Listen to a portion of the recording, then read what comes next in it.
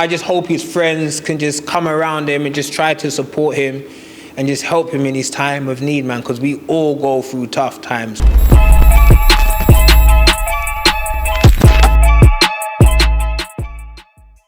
This is Jonathan Agger, fifth Pro Boxing Fans, joined by Ashley Theophane here at Treasure Boxing Club. Yes, glad to be here. How you doing? I'm doing great, my man. I'm doing great. So this is actually your gym that you've got here. We've spoken about it a couple of times, but tell us about it and what you do here. So this gym here is the amateur part of TBC, and we help the kids around Ealing. And, women come here, like girls, we got kids, we got young men. So it's trying to keep, the kids off the streets and trying to give a safe place for women to come to train. So this is our spot here, and, we're trying to promote it in the community of Southwold. And what's the response been from the community, like you say? You know what, it's always hard when you start off new. It's always hard when you start off new, but it's getting there. We have an amateur team, a small amateur team, and it's growing. You know what I mean? It's not even 2 years yet, so we're 2 years in a few months' time. So it's getting there. So this is the gym, and then I have I do work in different communities like Brent, Westminster, RBKC, Doncaster. So Hackney, Islington. So we work all over the place, just trying to help communities, just kids and just young boys to stay off the streets and keep them away from crime. That's great. So was that something you always wanted to do after sort of the boxing ended, or did it just happen?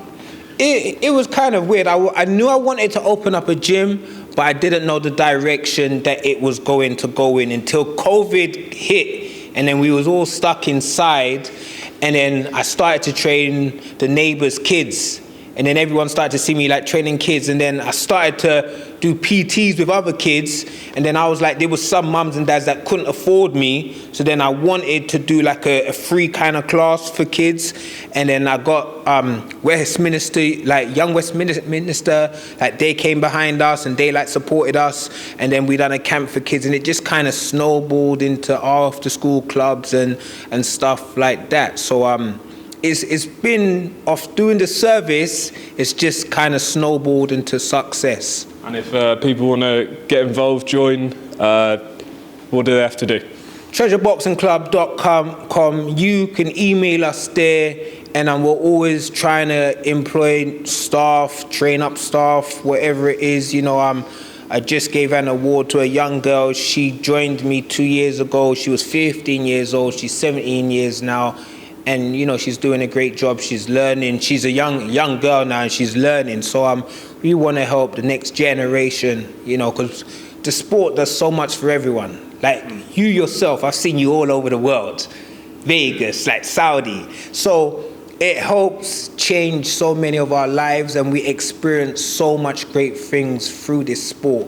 So I'm just trying to connect it in all different communities to spread it wide, and we represent TBC. Just pan that down just so everyone can see. Treasure Boxing Club right there. So Ashley, as you said, Saudi, that's where I last saw you after that Jake Paul-Tommy Fury fight. Just tell me what you thought of Saudi for a boxing occasion.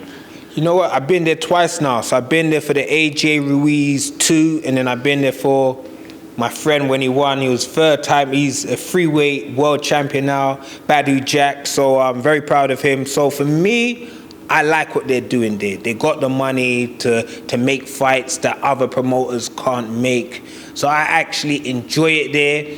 I just find fight weeks just a bit weird because it's quiet. I always think, how is the stadium going to be? Because you don't see fans. You just see the media there, and then you see the crowd at the fight night. So the fight week's always a bit quiet because the fans don't get involved. It's a media thing. But on the fight night, the 2 fights I've gone to, they've been good events. So I think they're learning still, and for a country that's learning, I think they're doing a great job. They're doing it at a quick speed. Obviously, they're trying to make those heavyweight fights in December. Some people would say, like, all of this is kind of stalling the whole division up because we're not seeing anyone fight in between, really. What do you think of that? At first, that's what I thought, but AJ's gonna fight White now, it seems, or he might fight White.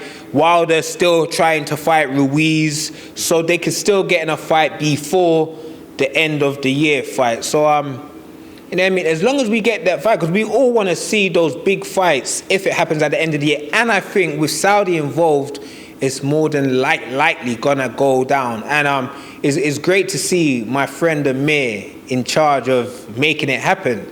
Again, I've seen him from Vegas over like the past years where he's been on his grind, and to see what guys, when they have a dream and you're at the table and you see them planning and then you see it come to reality, it just proves that dream, believe and achieve.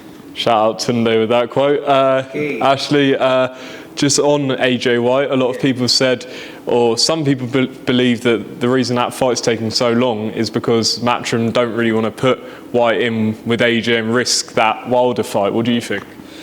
I like White, you know what I mean? I like White.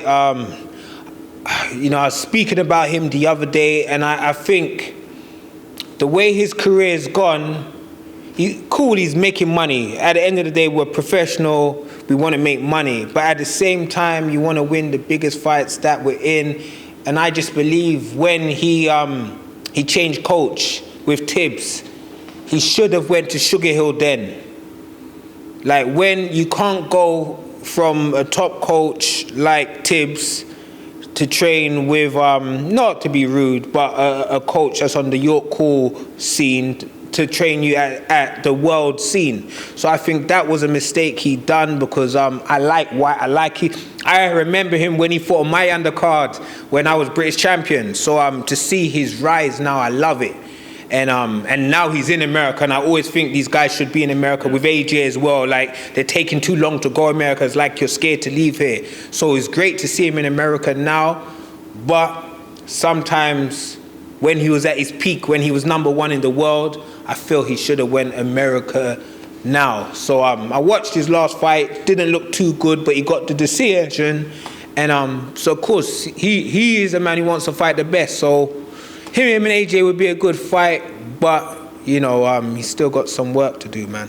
And then Tyson Fury, obviously waiting to see what he does next. He's saying that something big's coming. Yeah. Just wanted to ask you, if Carl Froch said that Fury, unless he fights Usyk and AJ, you can't really say he's got a massive legacy. What do you think? Say he retired tomorrow, has he got a good legacy? I like Tyson as well. In Saudi, like he was there too, and we spoke. He's got to fight them, man. Like, you got to look at the great champions before him, Lennox Lewis, Evander, like Mike Tyson. Win, lose, you got to fight the best of your time. Tyson needs to fight AJ. Tyson needs to fight Usyk. Like, without a doubt, his legacy is not complete unless he fights them too. Like, it's not complete. And then just moving on, we spoke a bit off camera about a video. I know you hadn't seen it before I showed you it, but it was going quite viral on social media this morning about Adrien Broner, and he did a podcast where he appeared to be a bit drunk on it and things like that. And some people were saying they shouldn't have even put out the video. You obviously fought Broner, you know him, I believe you're still in touch. What did you make of, I suppose, the short clip you see? The short clip I saw, AB is my man, so it's sad to see if he's going through some issues, whatever it is. He said he's got issues with drink and whatever it is. So in this day and age, when we have our downfall, there's always a camera around, like, to see it. So I just hope his friends can just come around him and just try to support him and just help him in his time of need, man, because we all go through tough times. So, you know what I mean? I got love for him, you know what I mean? We had a fight, he's always been cool with me, so I hope he just comes out of the other end of it well.